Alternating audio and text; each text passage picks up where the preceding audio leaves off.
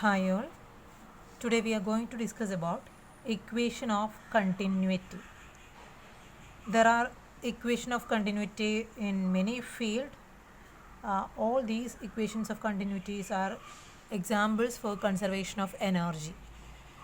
In this chapter we have to discuss equation of continuity of in the case of electric charge. It states that the amount of electric charge in a volume of space can only be changed by the amount of electric current flowing into or out of the volume through its boundaries. Consider a volume where q number of charges are enclosed. Q is the total charge enclosed in this volume. Then this total charge can be changed only by current flowing into or out of this region. Equation of continuity is expressed as differential form like del dot j is equal to minus dou rho by dou t. How will you get this equation? That derivation we have to study here. For that, consider there are q is the total number of charges enclosed in a volume V with a charge density rho, where we know that charge density rho will be equal to q by V. That implies q is equal to rho into V. Okay. Then current flowing through the surface of this boundary, we can take it as charge is flowing out of the surface. Then current will be equal to negative of rate of change of charge. If we are taking charge is flowing out of the surface, it is not flowing into the surface, it is flowing out. So it will become minus dq by dt. So instead of this q, we are going to substitute rho v. So it will become minus d by dt of, if you are taking it as total charge flowing through the surface or through flowing out of this volume, total charge, in order to get the total charge we have to integrate this equation. So it is triple integral over v rho dv. For a small element of volume V, if q is the charge, then for the total volume, total charge will be triple integral over V rho dV. So this is our equation number 1. Similarly, we can write this equation as we want this equation in terms of current density. You know that current density J is equal to current per unit area.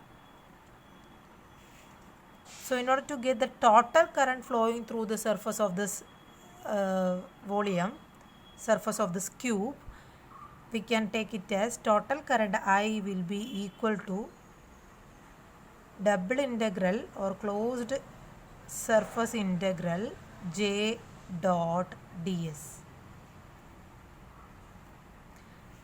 This is another equation for current. These two equations we can equate it.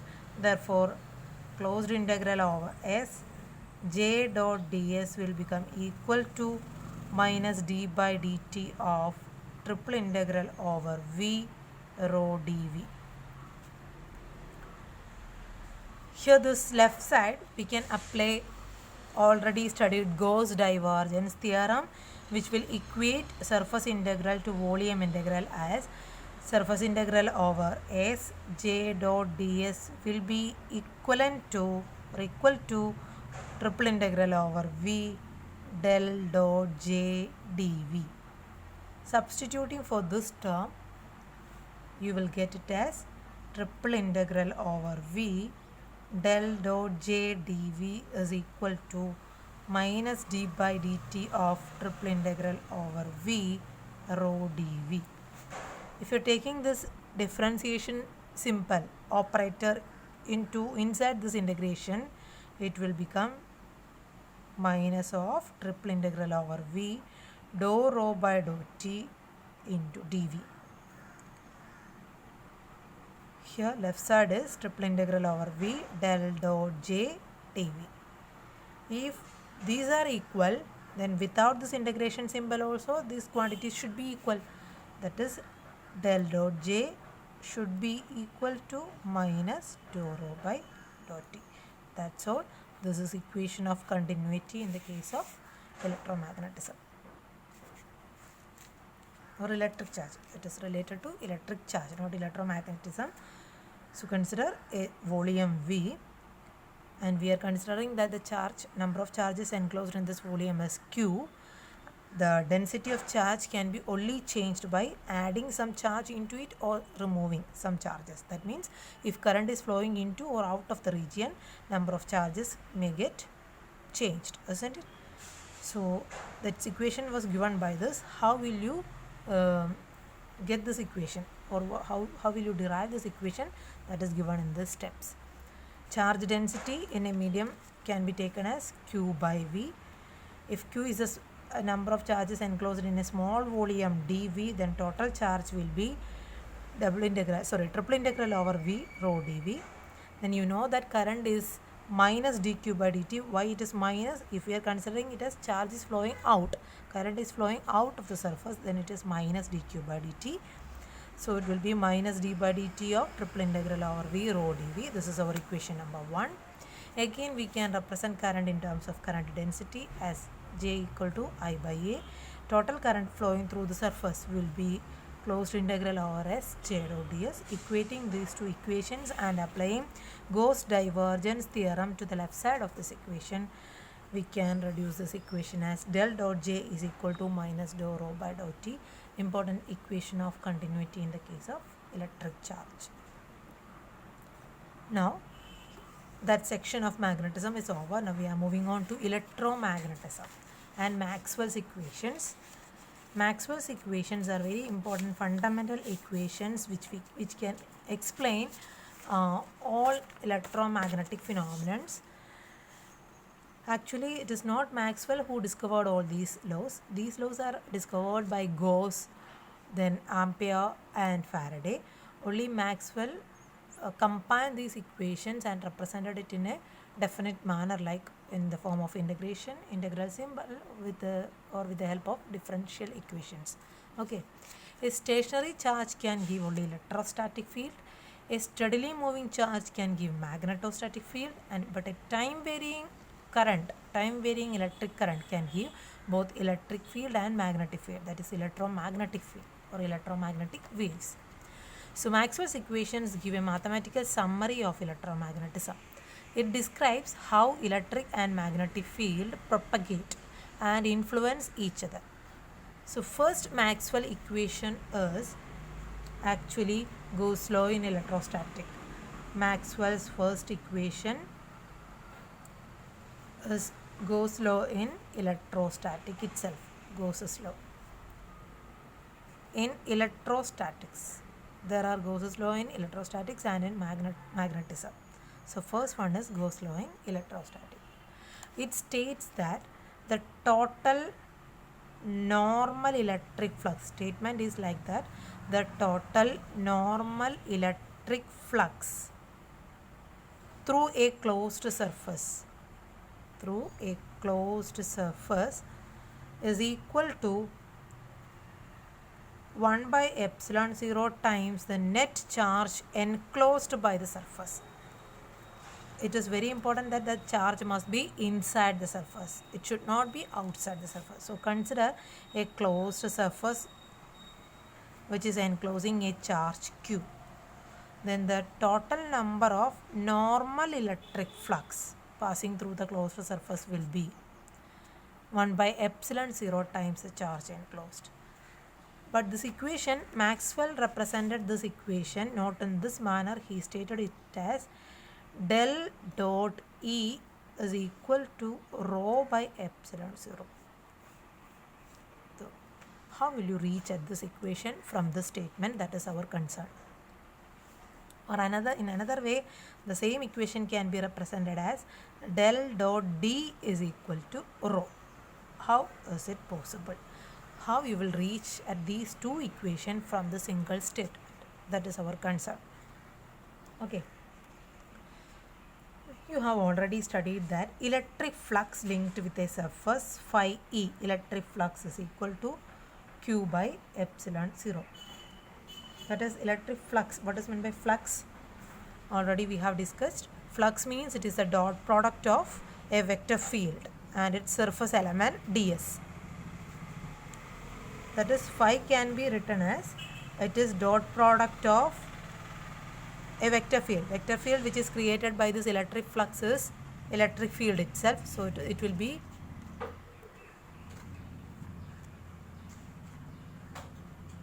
be E dot ds, dot product of vector field and its surface element. Okay. Then total electric flux can be written as closed integral surface integral E dot ds will be equivalent to q by epsilon 0. This was our Gauss's law. If q is the charge density in a volume V, then we can write it as charge density rho will be equal to q by V, or q is equal to rho into V. Using integration symbol, total charge enclosed in this volume will be equal to total charge q will be equal to triple integral over V rho dV. Okay, so instead of this q, you are going to substitute this equation, that is closed integral over S E dot ds is equal to triple integral over V rho by epsilon 0 into dV. But as epsilon 0 is a constant, it can be taken outside. So it is 1 by epsilon 0 into triple integral over V rho dV. Okay. Now applying Gauss divergence theorem to the left side. According to Gauss divergence theorem, closed integral surface integral E dot ds is equivalent to, which is equal to triple integral over V del dot E, divergence of that quantity over the volume. So substituting this equation in this left side, you will get triple integral over V del dot E dV is equal to, the right side is 1 by epsilon 0 into triple integral over V rho dV. So if these quantities are equal with this integration symbol, both sides there are triple integrals, then it should be equal without this integration also. Before doing this integration also, these quantities must be equal. Therefore del dot E is equal to rho by epsilon 0. This was our first equation, Maxwell's equation given by him. And also, how is it possible to write it in this manner? If you are cross multiplying this epsilon 0 into this side, it will become epsilon 0 into del dot E equal to rho, or it can be written as del dot epsilon 0 into E equal to rho, where epsilon 0 into E is known as displacement current D.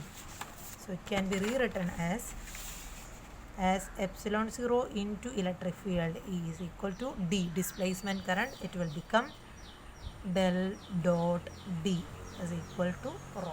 This is another equation of Maxwell's first equation, that is Gauss's law in electrostatic, can be represented in the form of differential equation as this one.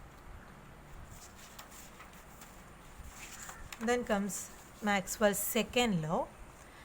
Maxwell's second law is Gauss law in magnetism. Maxwell's second law, that is Gauss's law in magnetism. Actually, it states that the total magnetic flux through a closed surface, consider a closed surface in a magnetic field, then the total magnetic flux through a closed surface is equal to 0. That is the equation given by Gauss, that is in magnetism, and then Maxwell represented it in terms of by using integration symbol and by using differentiation equations. Okay, how is it possible? What is the equation representing that? It is del dot B equal to 0. Divergence of magnetic field in a closed surface, it is equal to 0. So how will you get this equation? Then magnetic flux linked with a surface. Magnetic flux linked with a surface, you have studied it as 5b.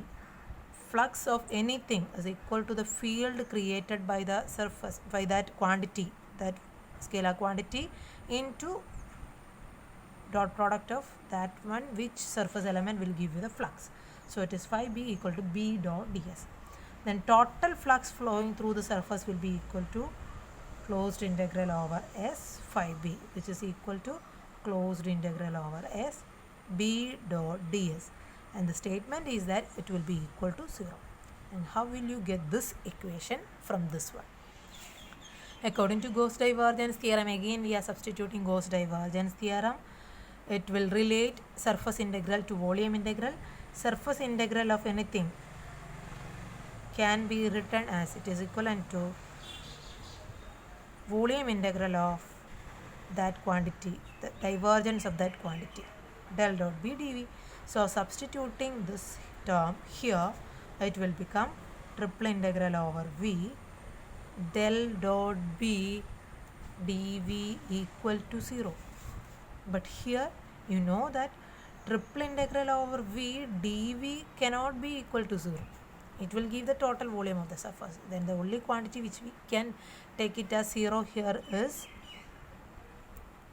del dot b equal to 0. So this is the Maxwell's second equation, which is Gauss's law in magnetism. Then we are moving on to third law, Maxwell's third equation. Maxwell's third equation actually it connects Faraday's law of electromagnetic induction. Maxwell's third law. So what is the statement? Statement is that time varying magnetic field will always produce an electric field, and induced electric field will opposes the time varying magnetic flux, isn't it? If you are applying a magnetic field to a coil, and if you are changing the number of flux associated with this coil by either by moving this magnet, north pole and south pole, or by adjusting the length, surface area of this coil, also we can change the number of flux associated with it. Then some current will be induced in this coil, and that induced EMF will opposes the time varying magnetic flux. But the equation given by Maxwell was del cross E is equal to minus dou B by dou T. How will you arrive at this equation from that statement? Statement is simply time varying magnetic field will produce an electric field, and that induced electric field will oppose the time varying magnetic flux. That's all. And he had stated it as using the simple equation. How will you reach at this equation from the statement? Induced EMF, we have studied it as induced EMF will be minus d phi by dt, isn't it? It is the induced EMF will be equivalent to the rate of change of magnetic flux associated with it. But already we have stated that flux of anything means dot product of that quantity field with its surface element, and if it is integrated over the total surface, you will get the total flux associated with it. So 5b will be equal to double integral over s b dot ds. So here instead of this 5b we are going to substitute this value. Therefore induced EMF E will be equal to minus d by dt of double integral over s b dot ds. Taking this differentiation symbol inside this integration, it will become double integral minus of double integral over s dou b by dou t dot ds. Okay, this is our equation number 1. This alternating EMF can induce a current in this coil, and it will form a closed path. Therefore, the total EMF linked with this coil will form a closed path. Therefore, total EMF will be in this coil will be equivalent to closed integral E dot dl. It is along this length of the coil, isn't it? it will be along the length of the coil, so it will be closed integral E dot dl. This is our equation number 2. We have stated that these two should be equal. This is the left side. So equating, it is closed integral E dot dl is equivalent to minus double integral over S dou b by dou t dot ds. Then here we are going to substitute or apply Stokes theorem to the left side. Stokes theorem is the one which relate line integral to surface integral. According to Stokes theorem, closed integral E dot dl will be equal to double integral over S curl of that vector quantity over the surface, isn't it? So instead of this left side, we are going to substitute this value. So it will become double integral over S del cross E ds is equivalent to minus double integral over S dou b by dou t dot ds. Both sides there are surface integrals. So we can eliminate that integral symbols. Then it will become del cross E should be equal to minus dou b by dou t. Curl of EMF should be equivalent to minus dou b by dou t. This is Maxwell's third law. So these are the very important first three Maxwell's equations, and the fourth one we have to derive it in the next class because it is somewhat lengthy. We have to first of all derive the Maxwell's fourth law using Ampere's circuital law. Then there is some inconsistency occurs and we have to rectify it. Not we, Maxwell already rectified it. Then what is the modification made by Maxwell, that also we have to discuss, and that will be done in the next video. Thank you.